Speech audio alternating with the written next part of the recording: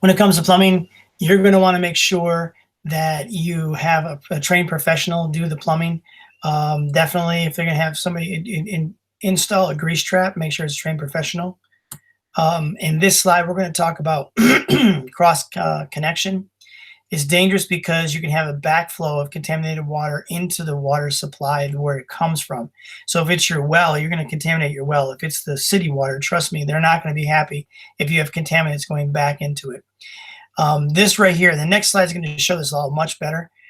This right here is a backflow protector, and it usually is somewhere on the faucet. What it'll do is it'll allow the water to go out. So it'll allow the water to come from the supply and go out, but it will not allow, if there's any kind of contaminated water that tries to go back in, it will not allow it to go backwards. It only allows it to go out.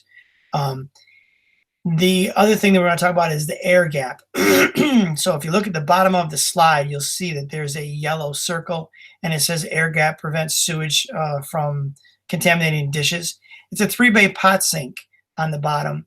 And what will happen is if you have raw sewage that backs up and you don't have that air gap, you can see it much better, I think, here.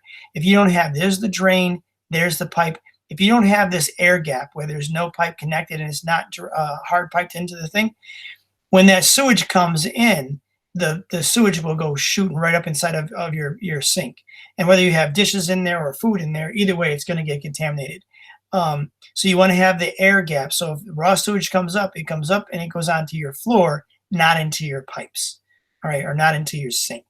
All right, the next slide shows it much better. So, whoops. So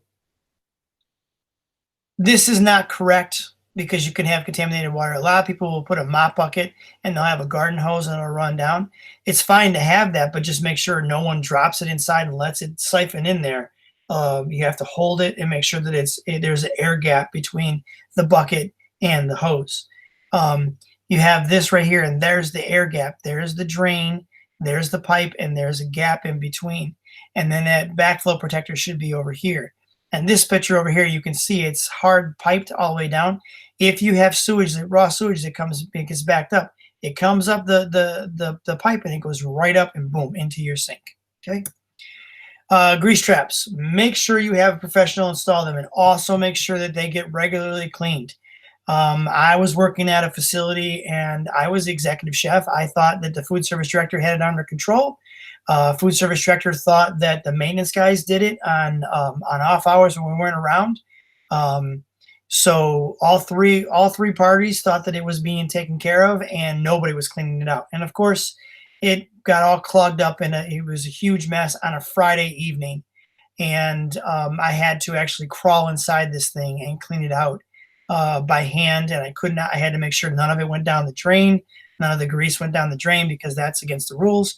So I had to put it into containers and put it outside. It was quite the mess. So make sure you ask the question, make sure you have a licensed plumber to install it, and make sure you have somebody who's licensed to come and clean it on a regular basis, and that you get documentation that's being done. Don't assume somebody else has got it under control because that could cause you all kinds of heartache. If you do have raw sewage back up, now you have your air gap. You can see here's the drain on the ground. You have an air gap. It's not going into your pipes. That's great. What you need to do is close the affected area immediately, thoroughly clean and sanitize the area, and call a plumber to come and fix it immediately. If it's a constant problem, the health department can shut you down for raw sewage in your facility. You also want to prevent contamination with glass. Light bulbs should all be shatterproof if they can be. It's like a film on the outside. If it does get broken, it doesn't shatter everywhere. And then these protective covers, if you worked in the kitchen, you've seen this before. It keeps the glass inside in the event that a light bulb gets busted. All right, I can't tell you what a foot candle of light is. I am not an electrician. But I can tell you that for the ServSafe exam, you will need to know that you have to have 50 foot candles of light in your prep area, 10 foot candles of light in your walk-in dry storeroom and dining room area, and 20 foot candles of light in all other areas. Ventilation system, of course, it needs to be professionally installed and maintained. When I say professionally maintained, it depends on your facility or where you're working. I worked in a healthcare place where people actually lived in the building and we had to have it cleaned once a quarter. So that's once every 3 months. Professionals came in and cleaned it. The whole, no, excuse me, the whole thought process with that is that you don't want grease to build up and people are living in the building. You want to reduce the chance of a fire. Most restaurants, it's once every year done by a professional, and you need to clean it in between. If you have grease build up on the outside or your hoods, on the outside of your hood or on the outside of your ceiling, that means your hood is not doing a good enough job and you need to either have it upgraded or changed out. Garbage should be removed quickly from the prep area. You don't want to have contaminated food sitting around or contaminated items sitting around. Your garbage cans should be all clean and free of filth, and make sure they're cleaned on a regular basis. Your containers outside must be waterproof, leak proof, and pest proof. So most dumpsters will have a drain. They don't want to carry the liquid away. You need to make sure that the drain in your dumpsters are plugged. You cannot have a drain in the dumpster.